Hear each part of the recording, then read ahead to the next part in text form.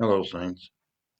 Asaph, the head musician for David and Solomon, wrote in Psalm 77, "You made a way through the sea, passed through the deep waters, but your footprints were not seen. You led your people like a flock by using Moses and Aaron." Psalm 77:19 and 20. Later on, years later, Charles Spurgeon, Baptist preacher in England, would take a lead off of that Bible verse and make this statement: "The Lord will make a way for you where no foot has been before.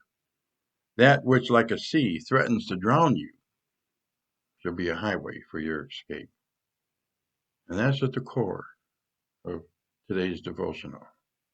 What seems to be a dead end for some people, left in the hands of God, is also your escape. The story starts out with the story of Reba Robinson, whose son was in the service, but he was in a secret group, a group that was doing very dangerous work, and she could never know where he was, and she could never hear the stories. But she prayed for him, and she would sense when he was in danger, and she would pray for him, and that's all she could do. She could never know if he was safe or not, but she could pray for him, and she did, and each time he was protected.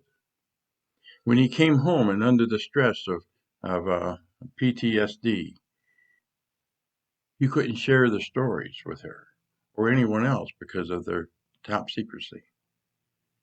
And yet she prayed for him, continued to pray for his recovery here in the States when he was back home. And finally, he had a friend who invited him to a church meeting. He thought he'd go, and he said maybe run right out at the end of the meeting. But as he heard the message spoke directly to him. And at the end, when the altar call was made, it says as he held on to the pew in front of him in terror, he was really not wanting to go down, but he went forward. This strong, tough hero was on his knees and accepted Jesus Christ as his Savior. And he reflects back and says that he was more terrified at this event than at any time when he was in battle.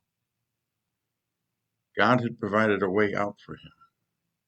Just ask Reba Robinson, who prayed for him. When Israel found themselves at a particular place where God had put them, they found themselves facing the Red Sea in front of them, behind them the army of Egypt, and around them mountains. The place that God had put them, the place that God had led them in, now had no way out, and it looked like it was all lost. And there may be times in your life when these things happen.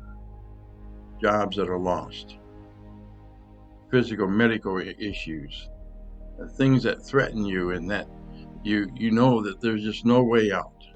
How did God bring you here? How would he allow this to happen to you? And the only thing you can do is what Reba Robinson did, is pray. Because this is a place where God maybe is testing you, strengthening your faith to rely on him and not yourself.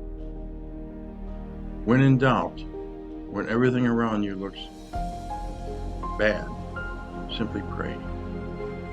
And as the Israelites were there at that camp, the Red Sea opened up. And that which threatened to hedge them in, that which threatened to be their doom, became their escape, became their highway free.